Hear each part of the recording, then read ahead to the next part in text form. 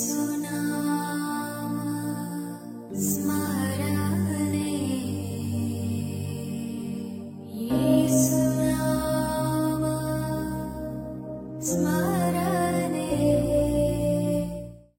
The lord. యేసునామ స్మరణ అనే ఉదయకాల కార్యక్రమానికి మీ అందరికీ ఆహ్వానం అండి. ఈ ఉదయకాలం ఎలాగున్నారు? ఈరోజు చక్కటి వాగ్దానం విందాము. యెషయా గ్రంథం 1వ అధ్యాయం 26వ వచనము. మొదట నుండినట్లు నీకు న్యాయాధిపతులను మరలా ఇచ్చేదను, ఆదిలో నుండినట్లు నీకు ఆలోచనకర్తలను మరలా నియమించదను. అప్పుడు నీతిగల పట్టణమనియు నమ్మకమైన నగరమనియు నీకు పేరు పెట్టబడును. మన దేవుడు ఈరోజు చక్కటి వాగ్దానం ఇస్తున్నాడు. ఈరోజు నీ తరపున మాట్లాడేవారు, నీ కొరకు ఆలోచన చేసే ఆలోచనకర్తలను, న్యాయాధిపతులను దేవుడు దయచేస్తున్నాడని దేవుడు చెప్తా ఉంటున్నాడు. కొన్నిసార్లు మనం అనుకుంటాం, మనకి చెప్పేవారు లేరు, మనల్ని అడ్వైస్ చేసేవారు లేరు, నేను ఇక్కడ ఇరుక్కున్నాను, ముందుకు ఎలాగ వెళ్ళాలో నాకు ఎవరైనా నాకు చక్కని త్రోవ చూపిస్తారా, నాకు మంచి ట్రాక్ ఏంటో నాకు చెప్తారా అని చాలామంది యవనస్తులే కావచ్చు, మరి బిజినెస్ చేసేవారే కావచ్చు, మరి కుటుంబ సమస్యలు కలిగిన వారు కూడా మరి ఆలోచన చేస్తూ ఉంటారు. దేవుడు నీ తరపున, నీ కొరకు, నీ మేలు కొరకు, మంచి కొరకు మాట్లాడే వారిని దేవుడు మీకు దయచేస్తాడని ఈరోజు హామీ చేస్తూ ఉంటున్నాడు.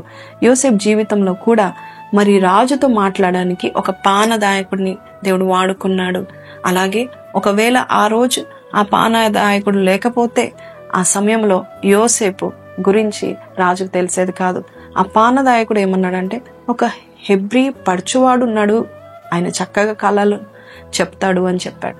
అంతే, రాజు ఫరో మరి యోసేపుని పిలిపించడం మాత్రమే కాదు, ఆయనను ప్రైమ్ మినిస్టర్గా చేసినట్టుగా మనం చూస్తున్నాం. అలాగే మనం చూసినట్లయితే ఇర్మియా జీవితంలో కూడా ఒక సంఘటన జరిగింది. ఆయనను గోతిలో పడవేశాడు రాజు. ఆయనను గోతిలో పడేసి ఆయన చనిపోతాడేమో అని కూడా తలంచకుండా ఉన్నప్పుడు ఒక వ్యక్తి వచ్చాడు. కూషీయుడు అయిన ఒక వ్యక్తి అండి, ఆయన పేరు ఎబెద్ మెలెకు. మరి ఈ వ్యక్తి ఇర్మియా తరపున మాట్లాడడానికి రాజు దగ్గరికి వెళ్ళాడు. ఆయన చనిపోకూడదని చెప్పాడు. ఆయన చనిపోకుండా నేను ఆయనను బయటికి లాగుతానని చెప్పి రాజు దగ్గర నుండి అనుమతి తీసుకొని ఇర్మియాను బయటికి తీసినట్టుగా మనం చూస్తున్నాం. అలాగే దావీదు విషయంలో కూడా ప్రాణ స్నేహితుడైన యోనాతాను కూడా మరి దావీదు విషయంలో మంచి విషయాలు చెప్పడానికి, సౌలును ప్రేరేపించడానికి యోనాతాన్ని దేవుడు వాడుకున్నాడు. అలాగే నీ జీవితంలో కూడా మంచి విషయాలు, నీ జీవితంలో గొప్ప కార్యాలు జరగడానికి, నీకు ఒక మంచి స్థానాన్ని ఇవ్వడానికి దేవుడు వాడుకోబోచున్నాడు.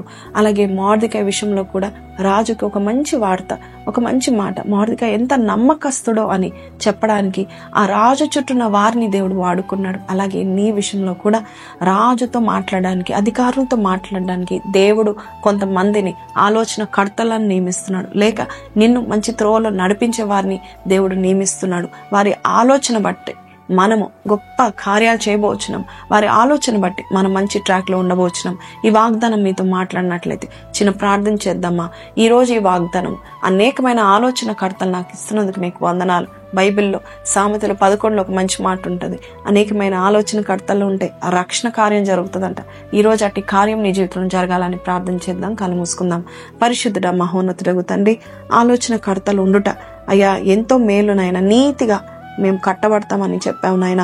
ఈ రోజు నాయన మా తరపున మాట్లాడేవారు, మాకు అయ్యా అనేక విషయాలు తెలియపరిచేవారిని మా చుట్టూ పెడుతున్నందుకు నీకు వందనాలు.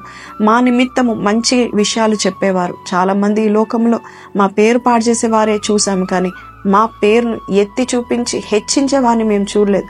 కానీ ఈరోజు ఈ వాగ్దానం మాకిచ్చి మమ్మల్ని ప్రభా తండ్రి యేసయ్య మంచి త్రోవలో పెట్టడం మాత్రమే కాదు, అందరి దృష్టిలో గనులుగాను విలువైన వారుగా మమ్మల్ని తీసుకువెళ్తున్నందుకు నీకే వందనాలు, స్తుతులు చెల్లిస్తూ ఈ వాగ్దానాన్ని ఎత్తి పట్టుకొని స్తుతులు చెల్లిస్తూ మాకిచ్చిన ఈ కార్యం బట్టి నీకు వందనాలు అయ్యా. మాకు జరగబోచిన అద్భుత కార్యాలు బట్టి నీకు వందనాలు తెలియపరుస్తూ ఈ చిన్ని ప్రార్థన ఆలకిస్తావని నజరేయుడైన యేసు పరిశుద్ధ నామములో అడిగి వేడుకొంచున్నాం తండ్రి, ఆమెన్.